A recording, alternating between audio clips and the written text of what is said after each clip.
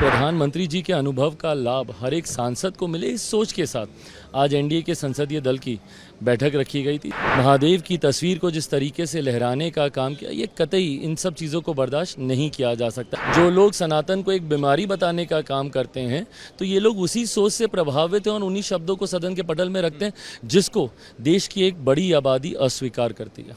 आज एनडीए की मीटिंग थी, क्या स्पेशली पीएम ने किस तरह का निर्देश दिया? कोई निर्देश नहीं दिया, प्रधानमंत्री जी का मार्गदर्शन हम लोग को प्राप्त हुआ। संसदीय परंपराओं को जिस तरीके से बीते दिनों हम लोगों ने तार तार होते हुए देखा, भले वो स्पीकर के चुनाव को लेकर हो या एलओपी के पद की गरिमा को जिस तरीके से कल सदन में कमतर करने का कार्य किया गया, इन तमाम विषयों पर जहां हमारी सरकार की, प्रधानमंत्री जी की चिंताएं हैं, वहीं कम से कम एनडीए का हर एक घटक दल और एनडीए का हर एक सांसद अपने उच्चारण से, अपने आचरण से एक नई मिसाल रखने का कार्य करे। ऐसे में प्रधानमंत्री जी के अनुभव का लाभ हर एक सांसद को मिले, इस सोच के साथ आज एनडीए के संसदीय दल की बैठक रखी गई थी, जिसमें तमाम एनडीए के सांसद मौजूद थे और उसमें से कई जो नए सांसद हैं, जो पहली बार चुनकर आए हैं, उनके लिए प्रधानमंत्री जी का मार्गदर्शन ज़रूर बहुत ज़्यादा मायने रखता है, उनके अनुभव से सीखना, और आज वही मार्गदर्शन हम लोग को मिला। किस तरह का मार्गदर्शन था? स्पेशली कुछ निर्देश कि आप लोग ऐसे नहीं, देखिए, प्रधानमंत्री जी हमेशा इस बात को लेकर रहते हैं कि ज़्यादा से ज़्यादा समय लोग संसद में बिताएं, ज़्यादा से जितना समय रहेंगे उतना ही ज़्यादा सीखने को मिलता है। मैंने भी जब मैं फर्स्ट टाइम सेकंड टाइम सांसद था, सबसे ज़्यादा मैंने प्रयास यही किया कि ज़्यादा से ज़्यादा समय आप हाउस में रहते हैं, डिबेट को सुनते हैं, बहुत सारी बातों को सीखने का आपको मौका मिलता है। ये तमाम बातें प्रधानमंत्री जी के भी द्वारा कही गई। इस तरह से कम्युनल वायलेंस के ऊपर कल उन्होंने कटाक्ष किया बीजेपी के ऊपर, बीजेपी डिवाइड करी लोगों को कम्युनल वायलेंस की लाइन पे, और उसको एक्सपंज कर दिया गया बाद में।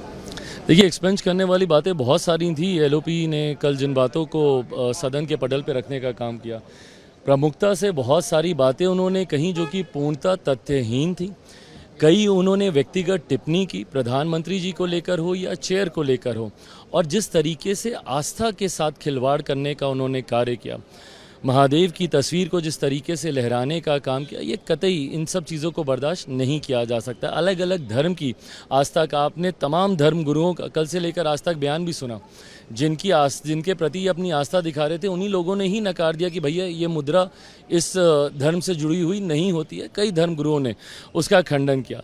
बहरहाल, मैं भी हिंदू धर्म में आस्था रखता हूँ, महादेव का मैं भक्त हूँ। ऐसे में जिस तरीके से कल उनका आचरण था, तस्वीर को लहराना, टेबल के ऊपर रख देना, उसके ऊपर कागज़ पत्री रख देना, कतई इस बात को कोई बर्दाश्त नहीं कर सकता। और जिस तरीके से हिंदू भावनाओं को ठेस पहुँचाने का काम किया गया, जिस तरीके से ब्लैक एंड वाइट शब्दों में कहा कि हिंदू हिंसा को फैलाते हैं, ये कतई कोई भी हिंदू, कोई भी व्यक्ति जो कि इस धर्म में आस्था रखता है, जो सनातन में, पर दिक्कत ये ना कि इन लोगों का गठबंधन ही ये सोच रखता है।